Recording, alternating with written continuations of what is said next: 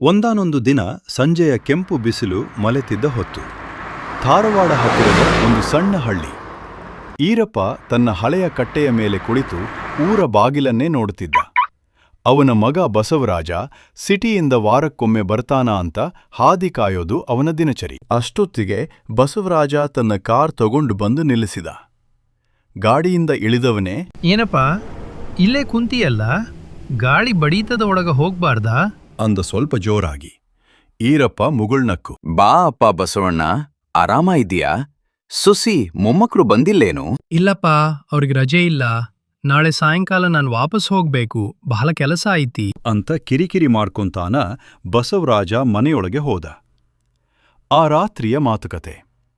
ರಾತ್ರಿ ಊಟ ಮಾಡುವಾಗ ಈರಪ್ಪ ಮೆಲ್ಲಗೆ ಕೇಳಿದ, ಲೇ ಬಸವ, ನೀನು ಸಣ್ಣವನಿದ್ದಾಗ ನಿನಗೊಂದು ಸೈಕಲ್ ಕೊಡಿಸ್ಬೇಕಂತ ಈ ಹೊಲದಾಗಿನ ಆಕಳು ಮಾರಿ ರೊಕ್ಕ ಕೂಡಿಸಿದ್ದೆ ನೆನಪೈತೇನೋ ನಿನಗೆ? ಬಸವರಾಜ ಮೊಬೈಲ್ ನೋಡುತ್ತಾ, ಅದೆಲ್ಲ ಹಳೆ ಮಾತ್ ಬಿಡಪ್ಪ, ಈಗ ನನಗ್ ಕಾರ್ ಐತಿ, ಆ ಸೈಕಲ್ ಬಗ್ಗೆ ಈಗ ಯಾಕೆ? ಈರಪ್ಪ ಸುಮ್ಮನಾದ. ಬೆಳಗಾಯಿತು.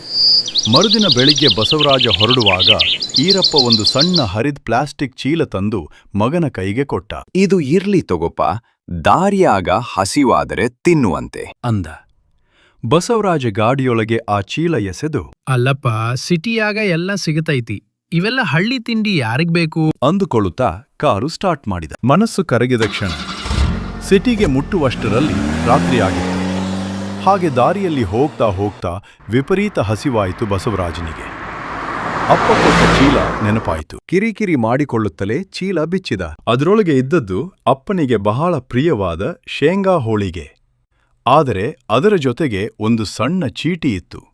ಬಸವರಾಜ ಆ ಚೀಟಿಯನ್ನು ಓದಿದ. ಬಸವ, ನೀನ್ ಸಿಟಿಗ್ ಹೋದ್ಮೇಲೆ ನಿನ್ನ ಕೈ ತುತ್ತು ಉಣ್ಸೋದು ಮರ್ತ್ ಹೋಗೈತಿಯಪ್ಪ.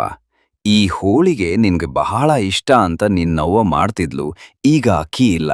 ನಾನೇ ಕಷ್ಟಪಟ್ಟು ಮಾಡಿನಿ. ನೀನ್ ದೊಡ್ಡ ಮನುಷ್ಯ ಆಗಿರ್ಬೋದು, ಆದ್ರ ನನಗ್ ನೀ ಇನ್ನು ಆ ಸೈಕಲ್ ಮೇಲೆ ಕೂರೋ ಸಣ್ಣ ಮಗನೆ. ಅಪ್ಪನ ಮೇಲೆ ಸಿಟ್ಟು ಮಾಡ್ಕೋಬೇಡ, ಹಸಿವಾದಾಗ ಉಣ್ಣು ಮಗನೆ. ಹೋಳಿಗೆಯ ತುತ್ತು ಬಾಯಿಗಿಟ್ಟ ಬಸವರಾಜನಿಗೆ ಅದು ಬರೀ ಹೋಳಿಗೆಯಲ್ಲ, ಅಪ್ಪನ ಪ್ರೀತಿ ಅಂತ ಗೊತ್ತಾಯಿತು. ಕಣ್ಣೀರು ಹನಿ ಹನಿಯಾಗಿ ಹೋಳಿಗೆ ಮೇಲೆ ಬಿದ್ದವು. ಕೋಟಿ ರೂಪಾಯಿ ಗಳಿಸಿದರೂ ಅಪ್ಪನ ಈ ನಿಷ್ಕಲ್ಮಶ ಪ್ರೀತಿಗೆ ಬೆಲೆ ಕಟ್ಟಲು ಸಾಧ್ಯವಿಲ್ಲ ಎಂದು ಅವನಿಗೆ ಅರಿವಾಯಿತು. ತಕ್ಷಣ ಕಾರು ತಿರುಗಿಸಿದ ಬಸವರಾಜ್ ಅಪ್ಪನನ್ನ ತನ್ನ ಜೊತೆಗೆ ಸಿಟಿಗೆ ಕರೆದುಕೊಂಡು ಹೋಗಲು ಮತ್ತೆ ಹಳ್ಳಿಯತ್ತ ಮುಖ ಮಾಡಿದ. ಹಳ್ಳಿಗೆ ಬಂದು ಅಪ್ಪನ ಕಾಲನ್ನು ಗಟ್ಟಿಯಾಗಿ ಹಿಡಿದು ಅತ್ತು ಬಿಟ್ಟ ಬಸವರಾಜ್. ಅಪ್ಪ, ಅಪ್ಪ, ನಾನು ನಿನ್ನ ಹತ್ರ ನಡ್ಕೊಂಡ ರೀತಿ ಸರಿಯಿರಲಿಲ್ಲ. ಅಪ್ಪ, ತಪ್ಪಾಯ್ತಪ್ಪ ಎಂದ ಬಸವರಾಜ. ಎದ್ದೇಳು ಬಸವ, ಯಾಕಳ್ತಿ ಸುಮ್ನಿರು, ಮಗನ ಅಳಬ್ಯಾಡ. ನೀನು ಒಬ್ಬನ ಇಲ್ಲಿರೋದ್ ಬೇಡ, ಬಾ.